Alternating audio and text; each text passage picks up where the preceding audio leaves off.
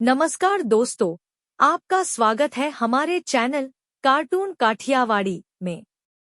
आज हम आपके लिए एक ऐसी कहानी लेकर आए हैं जो सिखाएगी कि समय की कीमत क्या होती है। यह कहानी है घड़ी का सबक। एक बार की बात है, एक गांव में एक बूढ़ा आदमी रहता था। वह अपने बेटे से बहुत परेशान था क्योंकि उसका बेटा बहुत ही नालायक और कामचोर था। वह कोई काम नहीं करता था और बस गांव में इधर-उधर घूमता रहता था। एक दिन बूढ़े आदमी ने अपने बेटे को सबक सिखाने का सोचा।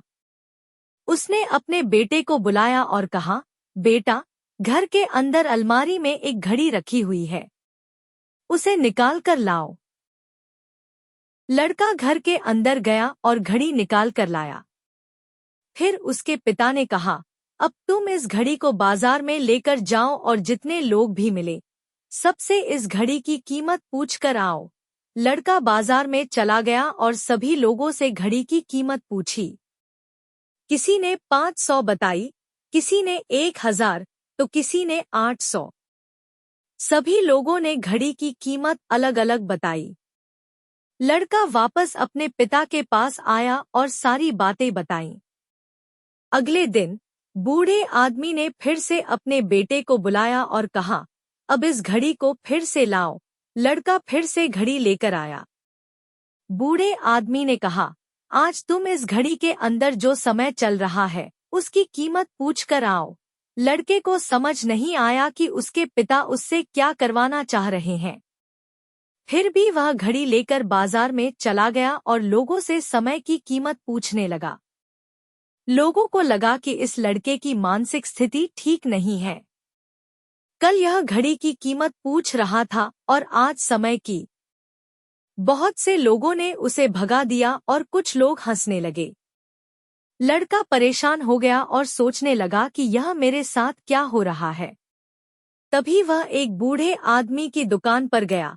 वह बूढ़ा आदमी बहुत व्यस्त था, लेकिन लड़के का सवाल सुनते ही समझ गया कि लड़का क्या पूछना चाह रहा है। बूढ़े आदमी ने समय निकालकर लड़के से कहा, बेटा, यह जो समय है, जिसकी तुम कीमत पूछ रहे हो, इसकी कोई कीमत नहीं लगा सकता। तुम करोड़ों रुपए देकर भी अपनी जिंदगी का एक सेकंड वापस नहीं ला सकते हो।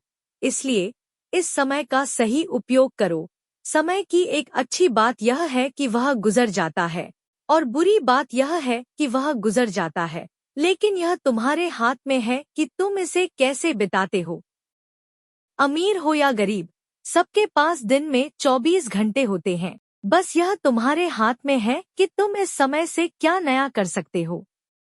उस बूढ़े आदमी की बात सुनकर लड़के की आंखें खुल गईं, मानो उसमें एक बड़ा बदलाव आ गया हो। फिर वह अपने पिताजी के पास उस घड़ी को लेकर गया और उन्हें सारी बात बताई।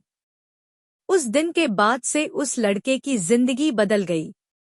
दोस्तों, कहते हैं कि समय सबके लिए फ्री है, लेकिन वह अनमोल है।